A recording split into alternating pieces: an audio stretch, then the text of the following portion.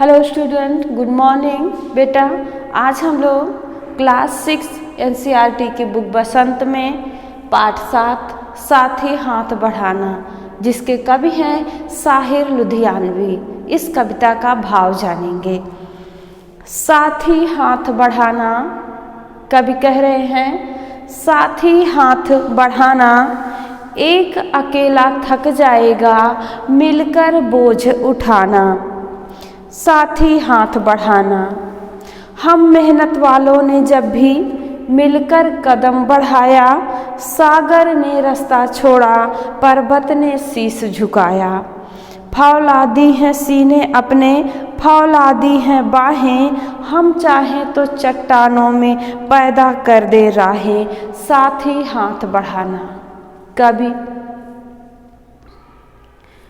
इस कविता के माध्यम से संगठन की शक्ति को बताते हुए कहते हैं, साथ मिलकर काम करने से कोई भी काम बहुत आसानी से हो जाता है। कवि कहते हैं साथी हाथ बढ़ाना, साथी मित्रों हाथ बढ़ाना यानी मिलजुल कर काम करना। एक अकेला थक जाएगा मिलकर बोझ उठाना। कोई एक व्यक्ति है, अगर काम कर रहा है तो वह अकेला थक जाएगा, लेकिन अगर हम लोग मिलजुल कर वही काम कर लेंगे तो किसी एक पर बोझ नहीं होगा और वह थकेगा नहीं। आगे कहते हैं, हम मेहनत वालों ने जब भी मिलकर कदम बढ़ाया, सागर ने रास्ता छोड़ा और पर्वत ने शीश झुकाया। आगे कवि कहते हैं, हम परिश्रमी लोग, हम मेहनती लोग जब मिलजुल कर काम करते हैं, जब भी मिलजुल कर काम किया है, तब हमने सागर को भी लांघ लिया है, पार कर लिया है और पर्वत को भी झुका लिया है, यानी पर्वत की चोटी को भी फतह कर लिया है। फौलादी हैं सीने अपने, फौलादी ही बाहें, हम चाहे तो चट्टानों में पैदा कर ले राहें। हमारे सीने में वह हिम्मत है, वह बल है, हमारे बाहों में असीम शक्ति है, बहुत बल है। हम चाहे तो चट्टानों में यानी पत्थरों में भी रास्ता बना सकते हैं। हम चाह लें, हम अगर मिलजुल कर काम करें तो पत्थरों को भी काट कर वहाँ भी रास्ता बना सकते हैं। साथी हाथ बढ़ाना, कभी कहते हैं साथियों मिलजुल कर काम करना। सब कुछ करने के लिए हमें बस एक चीज़ की आवश्यकता है कि हम मिलजुल कर काम करें। आगे, मेहनत अपने लेख की रेखा, मेहनत से क्या डरना, कल गैरों की खातिर की आज अपनी खातिर करना। अपना दुख भी एक है साथी, अपना सुख भी एक, अपनी मंजिल सच की मंजिल, अपना रास्ता नेक। साथी हाथ बढ़ाना। अब कवि कह रहे हैं, मेहनत अपने लेख की रेखा, मेहनत परिश्रम ही हमारा भाग्य है और हम अपने परिश्रम के द्वारा, मेहनत के द्वारा अपने भाग्य का निर्माण कर सकते हैं, अपने भाग्य को बदल सकते हैं। इसलिए हमें मेहनत परिश्रम करने से डरना नहीं चाहिए, पीछे नहीं भागना चाहिए। कल तक हमारा देश जब गुलाम था, हमने खूब मेहनत की, खूब परिश्रम किए, लेकिन उसका लाभ अंग्रेजों ने उठाया। अब हमारा देश आज़ाद है, अब हम स्वतंत्र हैं, तो हमें स्वयं की खातिर अपने लिए मेहनत करना चाहिए। हम सभी का सुख और दुख दोनों एक है। अपनी मंजिल सच की मंजिल, अपना रास्ता नेक।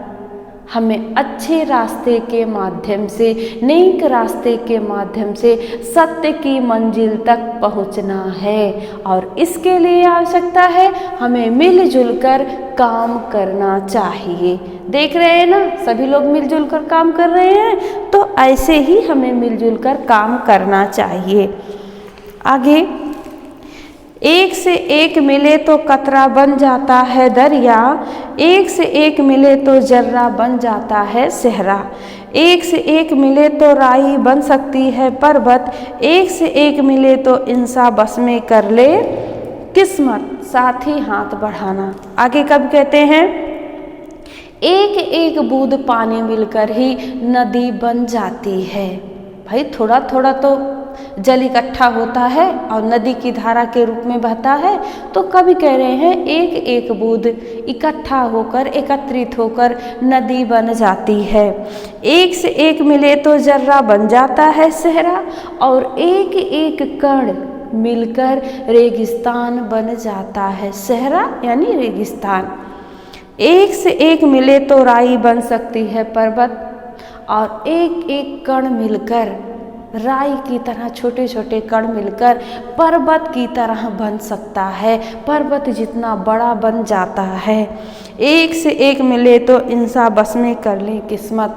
ठीक उसी तरह जैसे एक एक बूंद मिलकर नदी बन जाती है, एक एक कण मिलकर रेगिस्तान बन जाता है, और राई जैसे छोटे छोटे टुकड़े मिलकर पर्वत की तरह विशाल बन जाते हैं। ठीक उसी तरह यदि हम मिलजुल कर मेहनत कर लें तो अपने किस्मत को बस में कर सकते हैं, अपने भाग्य को बदल सकते हैं।